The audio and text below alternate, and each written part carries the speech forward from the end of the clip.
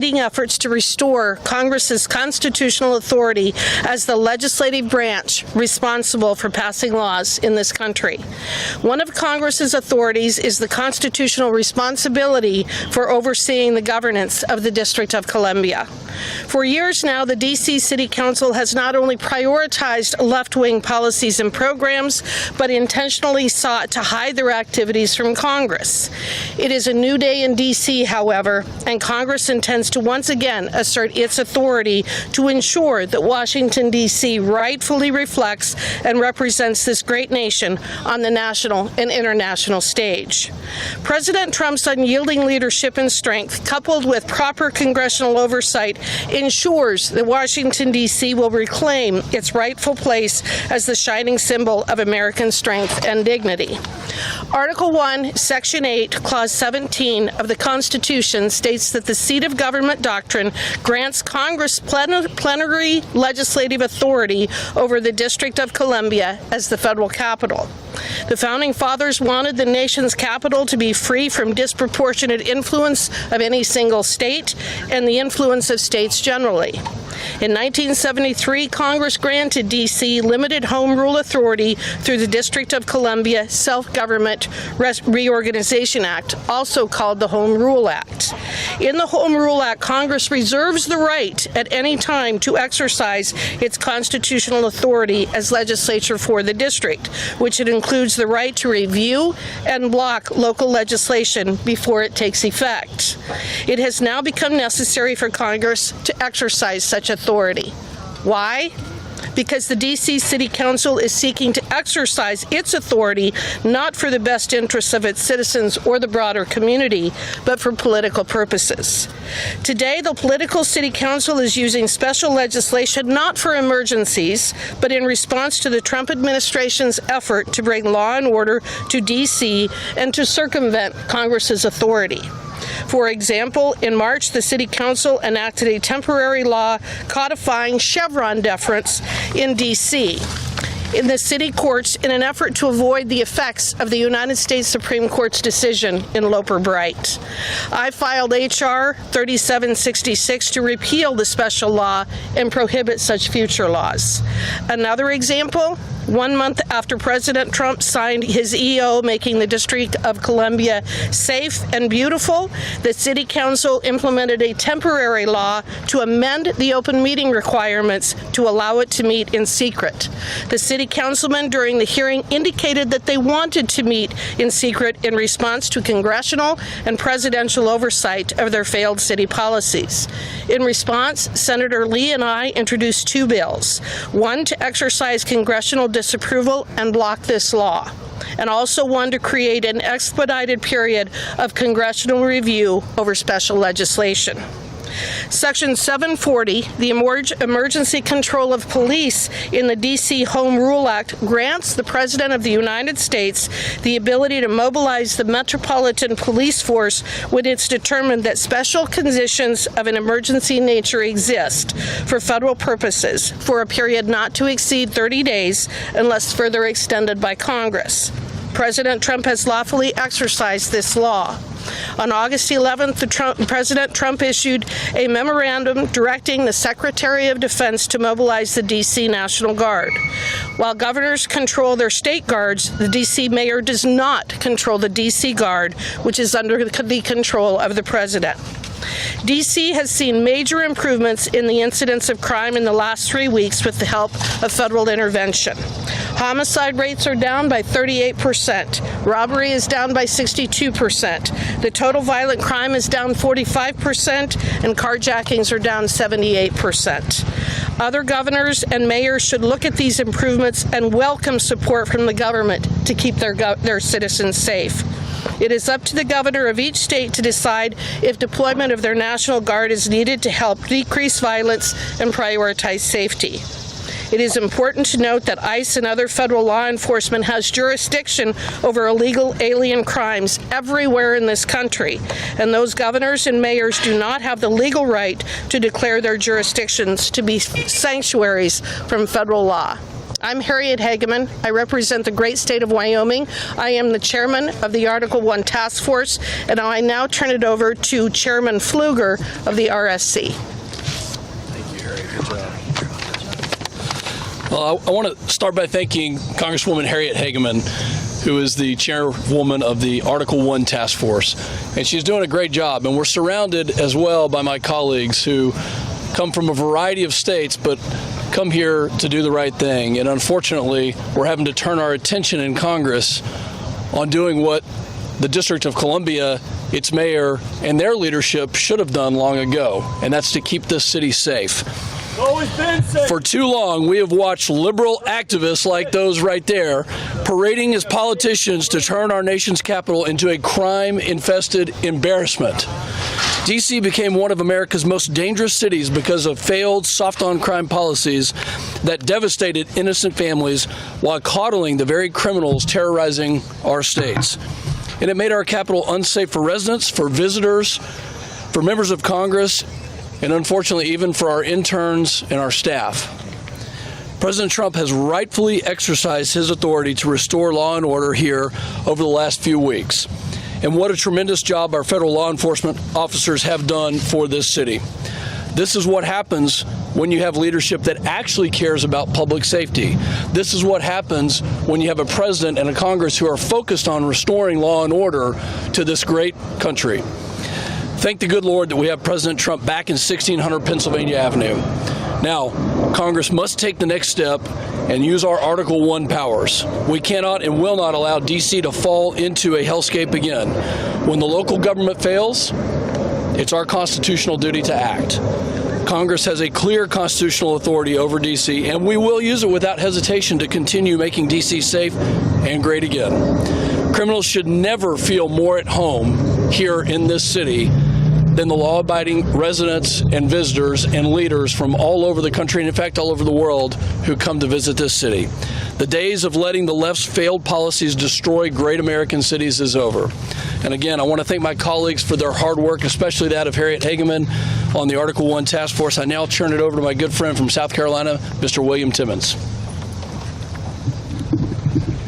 Thank you. Good afternoon. I got back here on Sunday, and I got to tell you, the difference is truly incredible. I've been working for the last 6.5 years to try to keep this city what I know it can be, to work with the mayor, the city council, the chief of police, to help people that need help. Thousands of homeless people in our nation's capital. It has just ripped me apart. It is so sad to see people suffering. We need to help these people. And it's even more sad to see the people victimized by violent crime, whether they're killed, carjacked. I've seen members of Congress that have been mugged. We've had staff that have been killed. Enough is enough. Enough is enough. President Trump has saved our nation's capital. I've said for the last 6.5 years that a nation's capital in decline represents a nation in decline. We are not in decline. There's a new day in this country, and there's a new day for American leadership in the world, and our capital needs to show that. So thousands of homeless people that put up tents all over this city are now getting help that they need. They're getting food, they're getting showers, they're getting mental health counseling, they're getting drug counseling. And guess what? The criminals know for the first time in decades that if they commit a crime, there will be consequences. Walking around yesterday all over the city and seeing our soldiers from all over the country here keeping us safe. And guess what? They haven't had to do much in terms of law enforcement. They haven't had to protect anybody because deterrent threats matter. And having soldiers that are walking around, criminals know that they're going to be caught. They're going to be held accountable. And they know that this president is not going to let them out tomorrow. That's what we need. That's what we have needed for so long, and I couldn't be more excited for the Washington, D.C. that I see today, and Congress has a huge role to play in this. We must pass laws to further appropriate funds, to beautify the city, to make every American proud of this city, to make sure that every American can come here and not be worried about being mugged. For the last 6.5 years, I have told people that this is not a safe place and you should not walk around at night. That makes me so unhappy when I have to do that. Not anymore. Not anymore. I am so excited that President Trump has taken these steps, and Congress must now act. We're going to pass a number of additional laws to make sure that we never find ourselves in this situation again, and we're going to give not only the funding they have asked for, we're going to give them much more than the funding they asked for to make this city exactly what it should be. It should represent the greatest country in the history of human civilization, and people should be safe and very excited to come here. That's what we're going to do. I thank Harriet Hageman for her leadership and August Pfluger for his. It's a new day in this city. It's a new day in our country. It's a new day for leadership in the world, and we're going to do everything we can to help President Trump keep us on the right track. And with that, I turn it over to Representative Brad Knott. Thank you. Thank you, Representative Timmons. My name is Brad Knott. I'm from North Carolina, and before my time in Congress, just a short while ago, I was a federal prosecutor. I investigated violent criminals, I investigated cartels, I investigated human traffickers, wherever they were, all over this country. And it became very clear to me when I was working with law enforcement that if you don't fight crime, if you don't attack it, if you don't work hard for long sentences, crime will flourish. And that's exactly what we've seen here in Washington, D.C. for the last couple of years. And from my time as a federal prosecutor, I know some of the federal agents who have been called to serve in Washington as part of the president's initiative. And since their arrival, I have been astounded as I have stayed in touch with them at the amount of contraband, the number of dangerous people, whether it's drugs, whether it's gangs, whether it's illegal firearms, whether it's human trafficking, whether it's South American cartels, you name it, it is right here in Washington, D.C. The soft on crime policies of the Democrats has unfortunately allowed crime to spiral out of control, whether in D.C. or elsewhere around the country. Unfortunately, we are seeing the Democratic Party and the far left portions of this country protect the criminals rather than backing law enforcement. We've seen city after city spiral out of control and decay right in front of our eyes, including Washington, D.C. I applaud the president for saying the simple truth. It does not have to be this way. It does not have to be this way.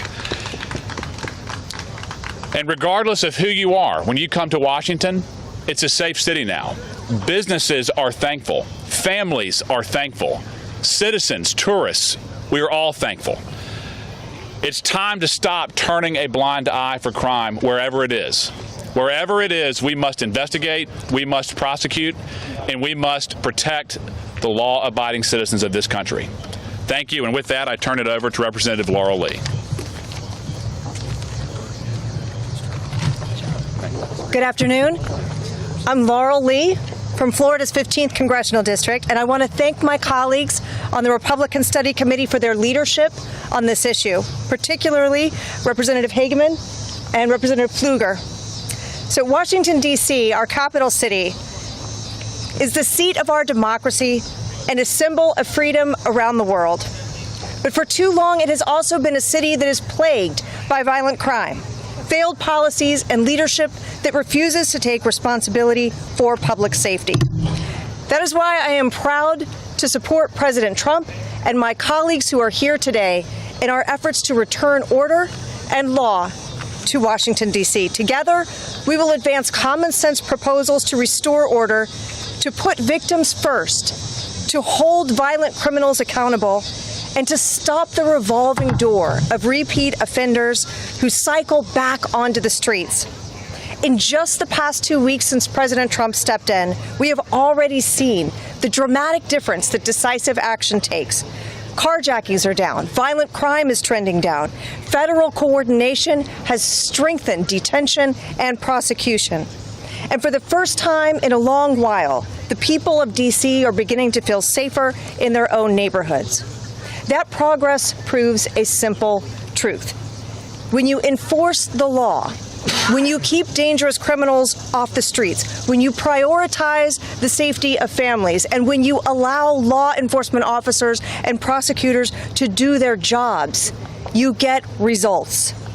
The American people deserve a capital city that reflects the very best of this country, not one that turns a blind eye to lawlessness. Republicans are committed to ensuring that D.C. is safe, secure, and accountable for years to come, and we will not stop until that promise is fulfilled. I now turn it over to my colleague, Representative Carter, Representative Fedorchak. Thank you, Laurel. Thank you, Representative Hageman, Pfluger, for your leadership on this really important issue. I'm Julie Fedorchak. I am a representative from North Dakota, the lone member from North Dakota. As my colleagues have said, crime in our nation's capital is out of control. If D.C. were a state, it would have the highest homicide rate in the country, and already this year, nearly 1,600 violent crimes have been reported. I agree with the people here. D.C. is a beautiful city. It's an amazing city, and it's the best capital in the world. But it isn't safe.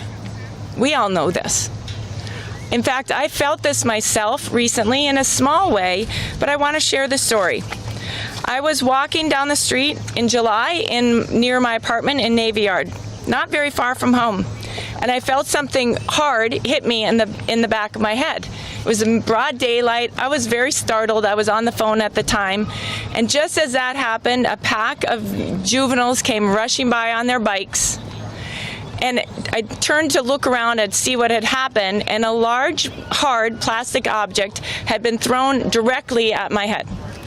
Now, that was a minor incident. I wasn't harmed.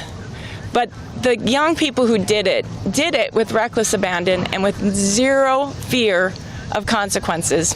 They gathered in a circle not far from me after that and sat there and laughed. And it's just an example of how crime is out of control in this city and there aren't any consequences. America is the greatest country in the world. There's no reason why our capital should have a violent crime rate higher than some of the most dangerous places in the world. Just as President Trump restored order at our southern border by enforcing the laws on the books, he is stepping in now to help make D.C. safe again. Many of our colleagues on the other side of the aisle have falsely claimed that D.C. crime stats are at a 30-year low. But let's remember that crime is not just about statistics. It's about people. It's about the mother who sent her child here to intern in one of our offices this summer, never to see him again. It's about all the families who suffer from crime in this very city. It's about the Metropolitan Police Union, who agrees that they're stretched too thin and don't have the resources to take care of crime in this city and to provide a safe environment. It's about staffers, interns, families, and visitors who live with the daily reality of coming to the city that isn't safe.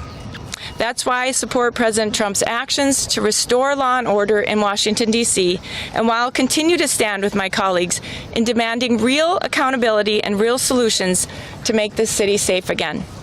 Thank you, and I'll turn it back over to Representative Harriet Hageman for closing remarks. Buddy, do you want to go?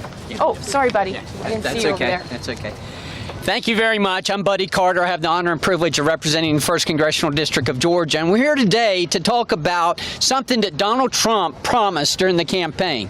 He promised to make our nation safer and more prosperous. Now, he's already made it more prosperous through the One Big Beautiful Bill Act. Now he's making it safer. He's making it safer by making our streets safer. You know, our streets need to be safe, all of us, not just white people, not just black people. Everyone needs safe streets. Democrats, Republicans, we all want that. And President Trump has done that. I've got a piece of legislation. It's called Make Our Streets Safe Again. And what it does is to codify President Trump's executive order about ending chaos and disorder on our streets. It does this in a number of different ways, not the least of which is that it calls for law enforcement. It also calls for accountability, and it calls for making sure that we are giving help to those who need it. You know, during the last quarter of the Biden-Harris administration, there were over 274,000 people living on our streets. That was because of weak and ineffective leadership. Now we want to end that. And what this bill will do through codifying President Trump's executive order is to make sure these people get the help that they need. Make sure that they get the mental health services that they need, the addiction services they need. We're going to do this by making sure that they're held accountable. Now, I've heard the noise. I've heard the noise from the other side about, oh, you're picking on Democratic cities. You know, there was a famous bank robber, Willie Sutton. They asked him, why do you rob banks? And he said, because that's where the money is. Why are we picking Democratic cities? Because that's where the problem is. That's where the problem is. That's why we're picking them. Chicago, the highest homicide rate in the country. Look at Washington, D.C., number 4 in the country. We've got to end this, and we've got to do it for our citizens, American citizens.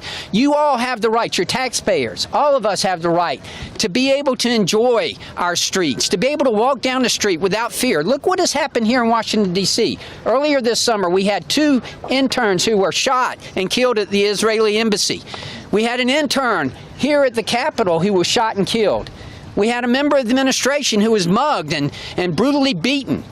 That cannot happen on our streets. And I applaud President Trump for what he is doing here and cleaning up our streets. And I want to help him. I want to help him by codifying his executive orders, making it into law to where we will have to follow this.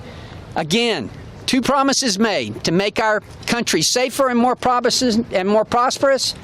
Promises made, promises kept.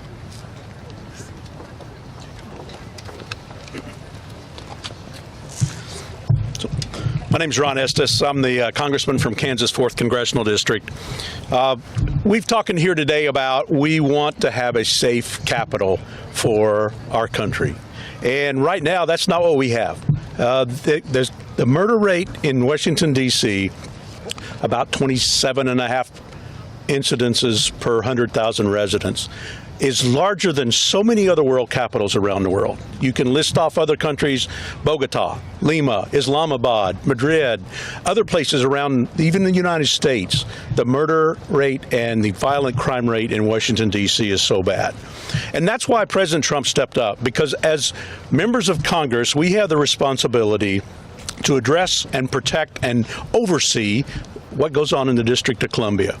We didn't want a nation's capital to be in a state where that state would be a special state and get special designation because of that. So we wanted to make sure that it was federal responsibility to make sure that things were addressed there. On June 30th this year, an intern in my office, Eric Tarpinian Jackham, was murdered on the streets of Washington, D.C. It was a senseless crime, and to this day it's not been solved by the Washington, D.C. police. And we want to make sure that we have a safe capital. That's why I applaud President Trump and the work that he's doing in terms of making sure that we do have a safe capital. Yesterday, I was able to walk around the Navy Yard with my daughter, and it was great to see the National Guards out there patrolling around. It was a safe environment for people to hang out. It was nice. There was a family there having a birthday party for one of their children.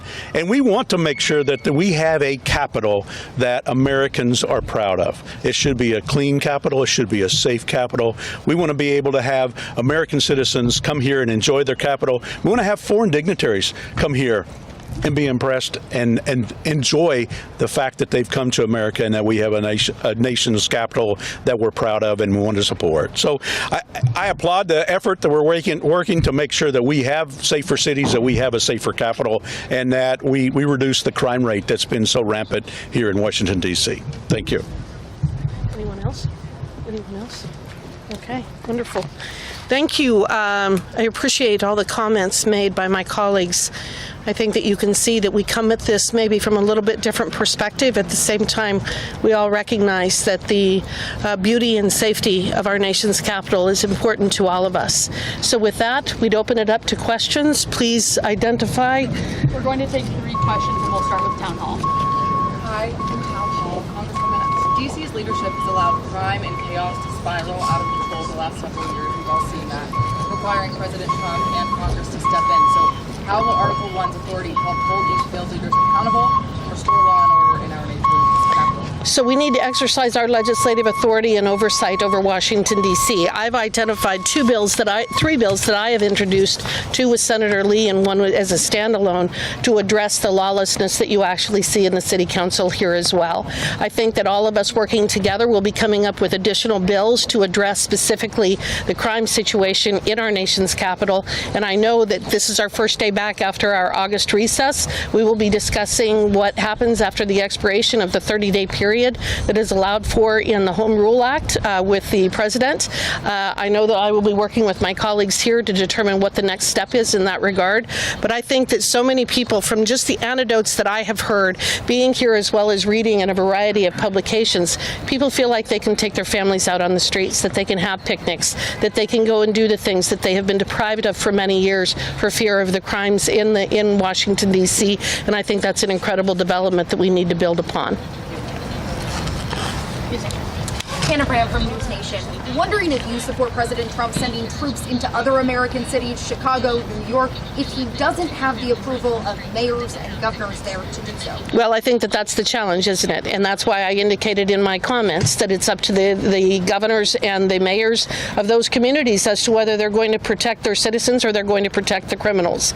We are at a crossroads in our country right now, and I think that it is imperative that our political leaders step up and actually recognize that they work for us, they work for the citizens, not the other way around. They shouldn't be coddling the criminals, they should be protecting their citizens. And they have the ability and the wherewithal to do that. We have seen with the surge in the last 30 days in Washington, D.C. that law enforcement on the streets works. We know that. This is common sense. The mayors and the governors need to step up in places like Chicago, L.A., Atlanta, other places. They need to step up and they need to start protecting their citizens and not protecting the criminals. So you're saying the president should wait for them to ask? I think that it's up to them to make the decision of whether they're going to protect the criminals or they're going to protect their citizens. I think the burden is on them right now.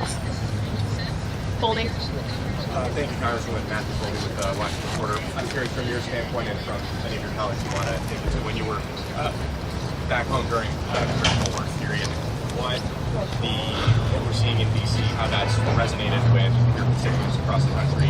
Is that something that makes them want to come here during summer vacation? How did this resonate with Americans? I think that you definitely see that it resonates with Americans, but I think one of the things that I see more than anything in the comments that I receive is that common sense is maybe back in vogue.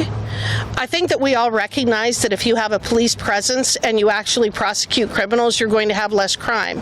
You're going to have less people willing to take the risk of either throwing a projectile at a member of Congress or carjack or engage in other nefarious behavior. So again, what we're talking about is nothing earth-shattering. This is common sense, that you police areas where you have people who are congregating and perhaps engaging in bad acts. So I think common sense is back in vogue, and I think the people in Wyoming, or I know the people in Wyoming, across the board, not just on the issue of Washington, D.C. and protecting the citizens here, but I think across the board we're seeing so many issues being resolved and addressed by the current president that people are like, well, why did we wait so long? Why has it taken us this long to actually address the challenges that we have in this country? I think that he's just exposed the fact that sometimes our political betters are not the brightest lights on the porch in terms of addressing the issues that need to be addressed. And I'll let my colleagues respond as well. Recently, the governor of California said he was going to establish a task force on crime. Well, we've got news for him. There is a task force on crime. It's called laws. It's called prosecutors. It's called DAs. It's called accountability. The Republican Study Committee has long been the champion of conservative values, and probably one of the most important, if not the most important conservative value that we stand for is law and order. We stand to protect the sanctity of what our founders established here, that this city would be that shining beacon on the hill. And it's really sad to see, to a previous question, a lot of these cities around the country, what are the radical leftists standing for? Is it for crime? Is it for more violence? Is it for seeing their neighbors and their communities destroyed by lawlessness? That's not what this group stands for, and I can guarantee you that there are many Democrats that we serve with here. We need them to stand up. We need their voices to be heard, to say enough is enough. that law and order and that safety and security and that bringing down violent crime is not a political, a partisan issue, that's just common sense. And I'm proud to stand with this group of people here. And in Texas, I can tell you that my constituents are thrilled to know that Washington, D.C. is back on the mend again, that they can finally send their kids up here knowing that their safety and security is going to be well taken care of, because that has not been the case, unfortunately, for far too long. Any other responses? When I was back in Wichita during the district work period, I was speaking to a group, and one of the women in the group asked that they were going to be up in Washington, D.C. in a couple of weeks, and wanted to know what they were going to see different. Were they still going to see, crime on the streets? Were they going to see the homeless around? And, I reassured her that, the president has put National Guard troops out in order to patrol the streets to make sure that the streets are safe. And based on being back here a day, that's what I can attest again when I talk with her, that we have safer streets now because of having the National Guard helping support and make sure that our laws are enforced and our citizens are safe. Thank you. And just to answer real briefly the follow-up, it's not just the National Guard who are going to cities. When federal law enforcement identifies a crisis area, it is not uncommon at all for agents in the ATF, HSI, DEA, FBI to surge in a particular city. And that's what we've seen in addition to the National Guard here. It's the federal law enforcement that are initiating the arrests, they're doing the investigations, that are serving the warrants. And in terms of these cities around the country, there's several reasons why criminals are or crime is not being addressed. You have defund the police movements, you have sanctuary policies, you've got prosecutors that don't think they should prosecute crimes. And the president, again, has stated it does not have to be this way. And he is rightfully sending federal law enforcement to address federal crimes in cities. I mean, look at Chicago last weekend. I think it was close to 60 people were shot, almost a dozen people killed. Law enforcement's not getting it done at the local level. It's an appropriate place for federal law enforcement to go work with them to address the crime that's harming those citizens. All right, that's it. Thank you all. Appreciate it. Shay! Shay!